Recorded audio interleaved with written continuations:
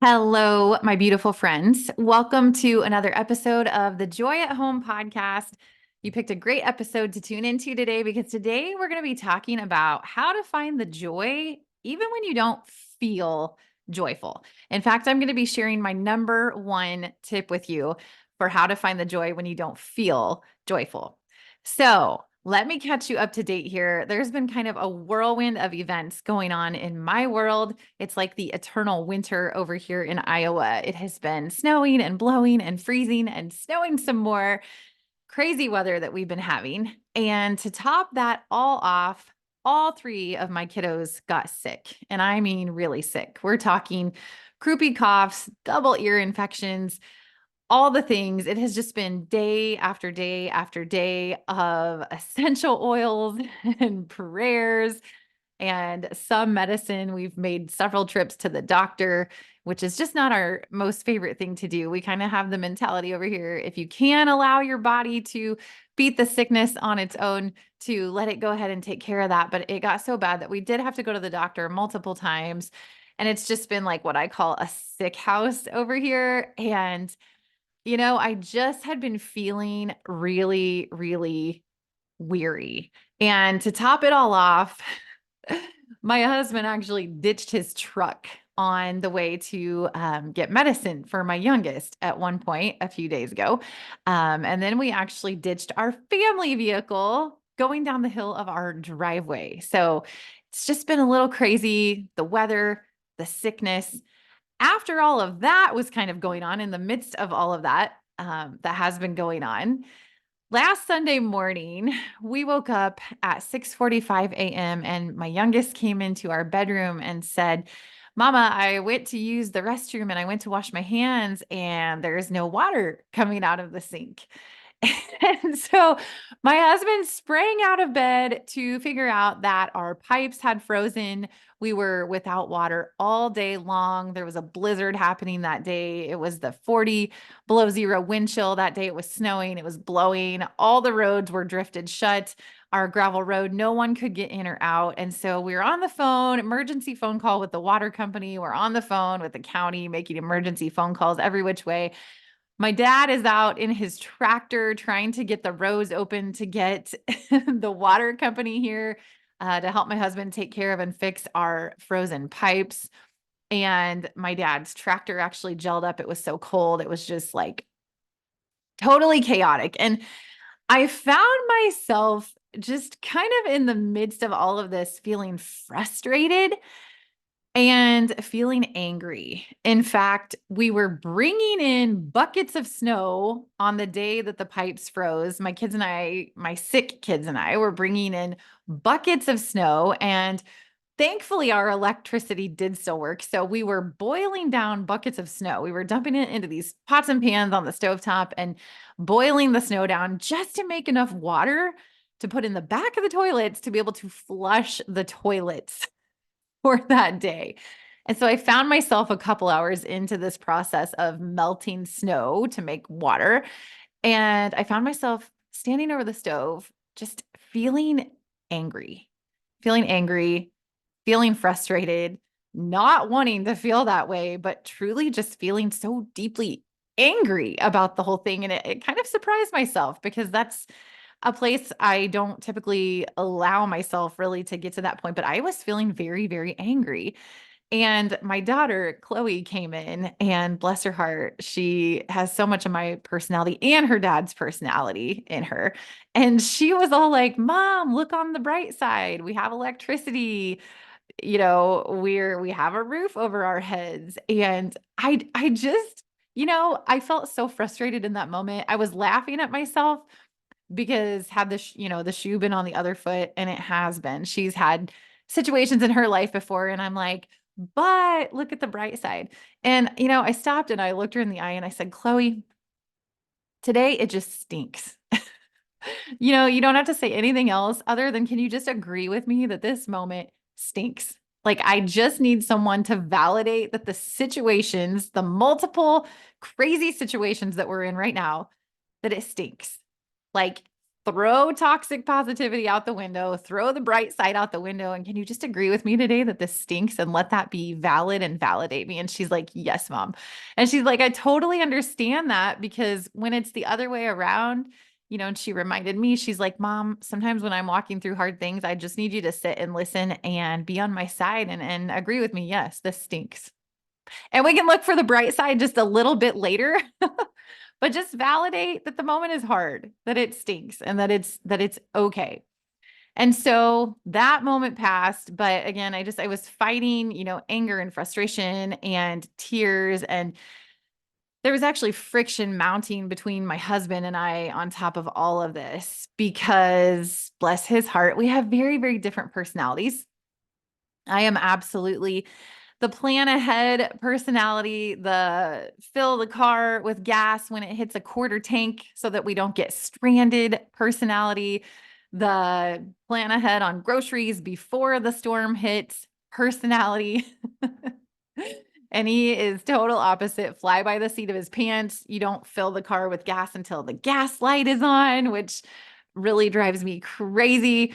And so there's kind of this friction mounting between us because all these things are happening. And I'm like, we should have planned ahead. We should have thought of this. This should have been taken care of, before it was a problem. And there's just all this friction mounting. And I just got to a point where I felt exhausted, between fighting the moment, fighting the situations, and then the flood of the emotions of just anger and frustration and all these things. And so that afternoon went by. We did get our water restored, thankfully, finally on Sunday afternoon. And so by sundown on Sunday afternoon, my kids were starting to feel a little bit better from some of the ongoing sickness things that they had been battling. And like I said, our water had been restored. And I found myself just kind of in this weird kind of blank headspace, like feeling guilty. Really, I think it was feeling guilty more than anything else. Guilty that I had allowed myself to just be in this place of anger and frustration when it really didn't have to be that way, at least not for so long. I did not need to be harboring all this anger for so long. And at that point in the evening, I actually got on the phone with my dad. And my dad had not a great childhood growing up. And his father was not a great dad to him. I'll just put it that way. There were just a lot of situations for my dad growing up where my grandfather was not the ideal, understanding, gentle parent. And I was kind of walking my dad through my day that day and how I was feeling. And he referenced his dad to me. And he said, Katie, when I was a kid, my dad, he was talking about his dad, he was always angry and it didn't make anything better. And it just hit me right in the heartstrings. That quote, he was always angry and it didn't make anything better. And so I hung up the phone with my dad and it was just kind of letting that sink into my heart and soul. And then I went to go warm up and reset in the shower. And after that, I melted into the couch under a big blanket. I turned on the fireplace. I cranked it up and I was just feeling the warmth and kind of sitting in that. My family was all scattered throughout the house doing different things. And so the living room was open and quiet. And I sunk into the couch under this warm blanket. The fireplace was going. It was sunset at this point. And I looked out of our big picture windows. We have these huge, beautiful farmhouse windows, honestly, with a beautiful farm view. Just it's wide open. Across the road, you can see just rolling hills where my dad's cattle are, and there were trees and snow, like this sparkling, just diamond like beautiful snow, and the sunset was happening, and it was breathtaking.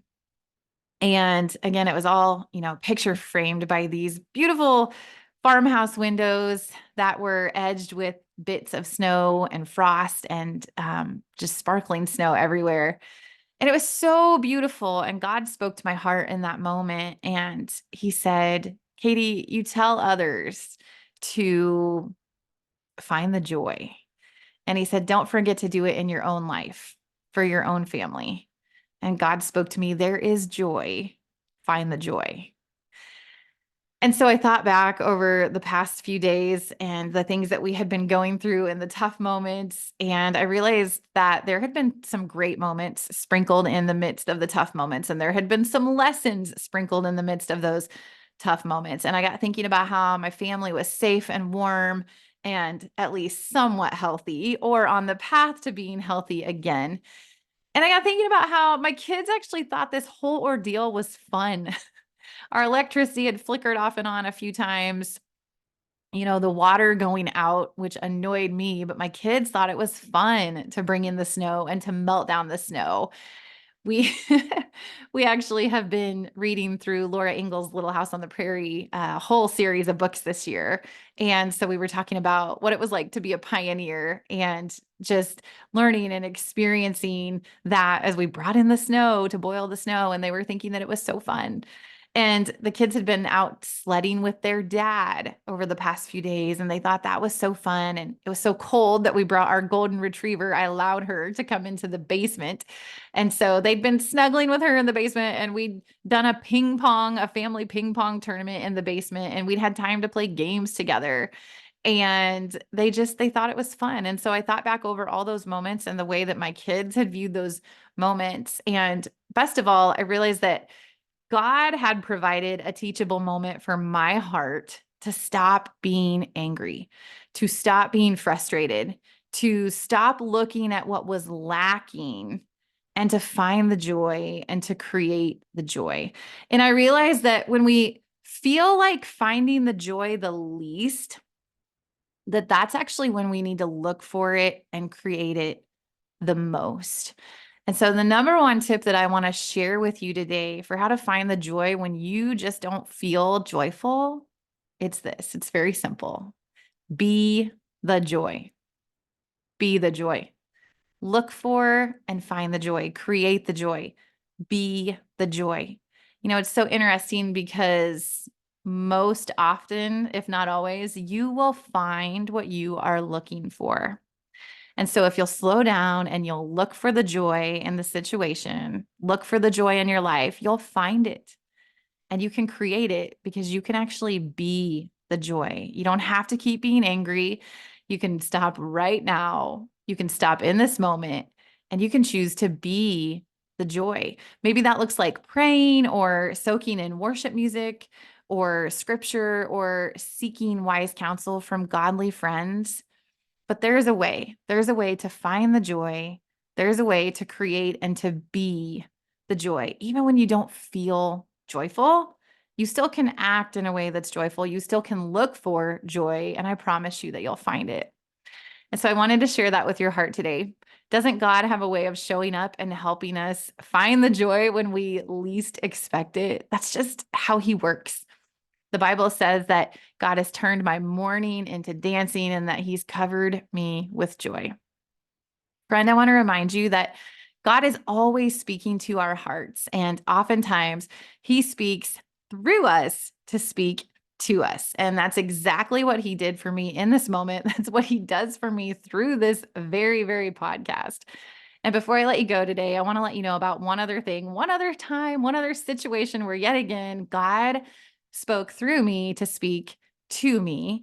And that was within the creation of my brand new anti-anxiety mini course. And I want to let you know that that's available to you right now. If you're feeling anxious or worried or overwhelmed, even if you're feeling angry, I want to invite you to go ahead and enroll in the Anxiety Antidote mini course. You can find it at katiehedrick.com/anxiety antidote. It's a bunch of audios that you can listen through in less than 1 hour. And I promise you that it's going to help you turn your day around, turn your life around. It's going to help you stop the anger.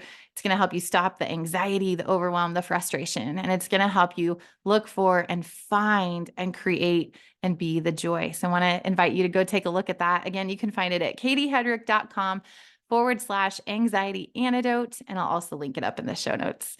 With that, until next time, keep living and loving with deep faith and great joy. And we'll see you next time.